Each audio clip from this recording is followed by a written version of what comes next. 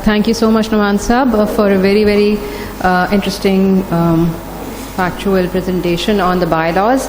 I will not take very long, but I will present a set of varied solutions that we have found in case studies in different parts of the world to address some of the issues that we are discussing. So titling this as How is Inclusive Development Possible, looking at Karachi's low-income settlements and the various issues that are joined with them. Next. So these are some questions that we put together as we were analyzing. And I think one of the most prominent and the biggest issues that we must highlight is the issue of availability of affordable housing in general in the city. Densification issue is actually because of lack of having enough affordable housing. And in order to tackle whatever issues that densified settlements are facing, the first issue to tackle is actually availability of affordable housing in the city.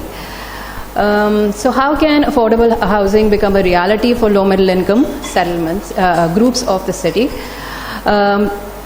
The other question that we sort of outline from our research is how we see some of our low income settlements bounded and therefore becoming invisible to any regulation and becoming unsafe and going down in terms of quality of life. So how can we make these boundaries, perhaps through policy, reduce these boundaries, spread densification in other parts of the city, make other income areas, other income neighborhoods have a proportion of mixed income housing within to promote social inequality. So these are some of the things that are already by policy enforced in other parts of the world. इसके अलावा process of densification के लिए जो रेगुलराइजेशंस हैं वो different stages पे हुई हैं. जैसे कच्ची आबादी इम्प्रूवमेंट प्रोग्राम के बारे में नमान साहब ने बताया. तो settlements are at different stages where कुछ रेगुलराइज हुई, लीज हुई, कहीं पे अमेनिटीज़ हुई, कहीं पे मैपिंग हुई और कहीं पे नहीं हुई, सिर्फ लीज हो गई और उसके अलावा उसमें कुछ भी नहीं हुआ. तो ये स्टेज जो है वो अधूरा है और उसकी वजह से काफ़ी नेबरहुड्स के अंदर इश्यूज़ भी हैं. आई थिंक इसमें से काफ़ी चीज़ें हैं जो कि ऑलरेडी जिस पे बात हो चुकी है. तो हम आगे चलते हैं. नेक्स्ट. एक सॉल्यूशन जो हमें लिटरेचर में मिलता है वो है community land trust. This is I think a very important conceptual solution which is community based and that I would like to become part of our discussion for today. Community land trust basically एक non-profit model है in which community एक area की वो they become sort of stewards for affordable housing, parks and public buildings. इसका मतलब ये है कि जो लोग वहाँ उस area के अंदर housing own करते हैं वो एक group बनाते हैं और उस group के अंदर they form a community land trust. In other parts of the world, the community land trust is enforced by policy, is allowed. जो प्रॉपर्टी कम्युनिटी लैंड ट्रस्ट के अंडर होती है वो मार्केट पे नहीं होती, तो उसकी जो प्राइस होती है वो मार्केट प्राइस के साथ नहीं होती. तो यानी कि लैंड इन इटसेल्फ की प्राइस नहीं होती, घर की प्राइस होती है और उसकी लेन देन में कोई प्रॉफिट लॉस नहीं होता. तो ये इसका एक कोर फंडामेंटल है. बहुत से शहरों के अंदर there is a good percentage of land in the cities which belongs to the community land trust. जैसे वियना में कहते हैं कि 40% लैंड उनके शहर का is owned by community land trust. So it is off the market, it is not part of the real estate, and therefore it makes affordable housing available. So इसके processes हैं, इसका तरीका है जिसके थ्रू community group जो है वो उसको regulate करता है, उसके इसको मुमकिन बनाता है, और उनके group के अंदर professionals भी शामिल हो सकते हैं और government के लोग भी हो सकते हैं and so on. Next. So there are more than, in the United States, community land trusts are very, really happening in Canada and in western part of the world, Europe, as well as in Australia, in parts of Africa, and some places in Asia as well. तो इस idea को Asian countries में भी explore किया है. Maybe the term is different, not community land trust. So my question is कि policy, किस किस्म की policy बनाई जा सकती है जो कि trust जिससे effective हो सकते हैं पाकिस्तान के अंदर. उसके अलावा लैंड पूलिंग एक तरीका है जो कि ऑलरेडी हमारे यहाँ कुछ हद तक होता है, लेकिन लैंड पूलिंग के अंदर अगर कुछ ओनर्स लैंड के साथ पूल करते हैं और लैंड डेवलप करते हैं तो उसके नतीजे में जो कंस्ट्रक्शन होती है वो उन लोगों के लिए प्रोवाइड हो सकती है जो कि वहाँ पे रहना चाहते हैं, और further tenants can also be a part of that. But in this case the development that comes out is planned, and it leads to increased land value. So again इसके अंदर भी ये market driven होता है और उससे land value बढ़ जाती है. So whatever new construction is done वो ज़्यादा उसका दाम हो जाता है. Next. कुछ अफोर्डेबल हाउसिंग के वर्ल्ड डेवलपमेंट मॉडल्स हैं, जैसे संजय नगर स्लम रीडेवलपमेंट है. ये एक एरिया है 2 एकड़ का तकरीबन, जिसके अंदर कुछ स्क्वाटर सेटलमेंट थी, और इसको फिर म्यूनिसिपल कॉरपोरेशन और उनके साथ डिफरेंट गवर्नमेंट के इदारे, कुछ housing development authorities and NGOs worked at, financed it, and developed a housing cooperative, and the same area was developed to make affordable housing. So again इसके अंदर भी land की जो price है उसको, the land was owned by the municipal corporation, so only the houses became available for people who were living there, and everything was financed externally with some percentage being paid by the residents who were living there. Okay, next. So I'll just quickly go through this. I don't want to go into the details, but I just want to show that there are different things, projects that people have undertaken to provide affordable housing. So this is what emerged from Sanjay Nagar slum redevelopment, ground plus 2, ground plus 3 structures. And it was built in phases to accommodate 8 clusters में इन्होंने इसकी planning की, और तकरीबन इसके अंदर जितनी वहाँ पे घर थे उन्हीं घरों को उसमें they settled there. Next. So like I was saying that this is the financial model, and it was different government departments, government subsidies, external fundings that managed to support this development. Latin America में भी इस किस्म के issues काफ़ी हैं जहाँ पे affordable housing is an issue.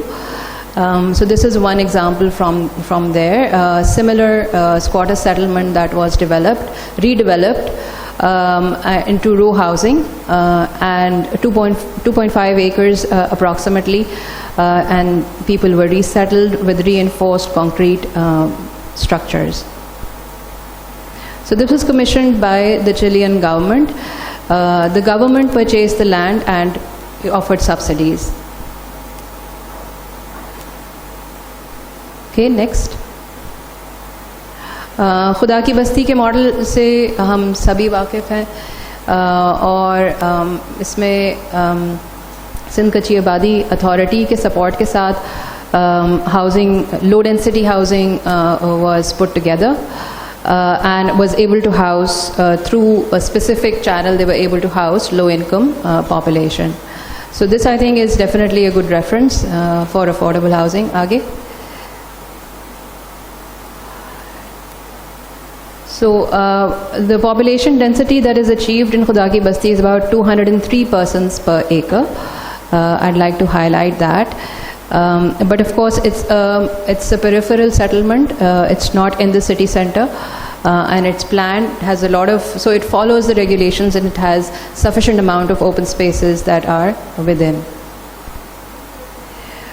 The Orangi pilot project is, of course, also a community-led upgradation of a housing area, and it's a good model also where community has worked at, so the Orangi pilot project basically mobilized the community, and उन्होंने इसको areas और फिर रेप्लिकेशंस भी उन्होंने किए. तो different इलाकों के अंदर मॉडल, इस तरह के मॉडल पे सीवरेज सिस्टम्स और दूसरे इंफ्रास्ट्रक्चर को अपग्रेड किया गया, जिसमें the community itself played an important role in the process. Okay, next. Yes, this is actually work that is done by the final year students from last year in the comprehensive environmental design studio that we have. Delhi colony के अंदर students ने जो हमने इनको था कि we offered them two scenarios. One was to completely revamp and make a new settlement after studying this, or to upgrade the existing settlement. So इसके अंदर अब ये वाला अपग्रेडेशन वाला सिनारियो है जो इन्होंने डेवलप किया था. तो उन्होंने कुछ रोड वाइडनिंग इसके अंदर सजेस्ट किए, रिंग रोड सजेस्ट किया ताकि सर्कुलेशन वगैरह आसान हो सके, और कुछ इनफिल डेवलपमेंट प्रपोज की जहाँ पे लो राइज यानी ग्राउंड +1 के स्ट्रक्चर्स थे और कच्चे मकान थे. तो उसके अंदर इन्होंने थोड़ी सी मल्टी स्टोरी डेवलपमेंट प्रपोज की. तो ये इनफिल डेवलपमेंट इन्होंने लैंड पूलिंग के थ्रू प्रपोज की, और उसके अलावा कुछ खाली प्लॉट्स पे पॉकेट पार्क्स, क्योंकि पार्क्स वगैरह बिल्कुल इसके अंदर मिसिंग थे, so they introduce pocket parks in this. So upgrading of settlements and introducing open spaces, widening roads are some strategies that can be undertaken in existing settlements to upgrade them.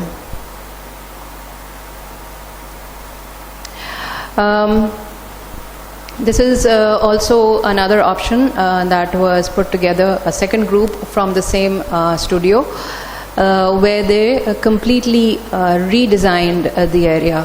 तो इसके अंदर उन्होंने काफ़ी high rise structures propose किए, लेकिन of course it was expected कि इसकी density भी इतनी अचीव नहीं हुई थी जितनी दिल्ली कॉलोनी की डेंसिटी काफ़ी ज़्यादा है. It's 1185 persons per acre, which is very high, and it obviously highlights that it's a very cramped neighborhood. So the density that they proposed was lesser, and with amenities, with open spaces, and housing people who were owners in the area, owners of plots. So this was one option that was put together. I'd also like to mention the study of IIED that was done by Arif Sahab and his team, and it took up a very important question where he was questioning, or they were questioning, does high density mean multi-story apartments? So इस study के अंदर इन्होंने basically ये किया था कि plots design किए उन्हीं एरियाज़ में जो उन्होंने एरियाज़ पे किए हाई डेंसिटी डेवलपमेंट में, और उसको कंपेयर किया कि इसमें कितनी डेंसिटी अचीव हो सकती है अगर आप प्लॉट्स के अंदर लोगों को ग्राउंड +2, ग्राउंड +3 छोटे प्लॉट्स पे अलाउ करें. सो बेसिकली ये फहद स्क्वायर है गुलजार हिजरी के अंदर. This is the existing master plan, and that is something that was designed on top. And in all the other areas that were designed, the plot sizes were taken as 56 square yard size plots, and commercial and residential plots were put in with open space and amenities. इसके अंदर density भी specified है कि उन्होंने कितनी density इसके अंदर achieve करी.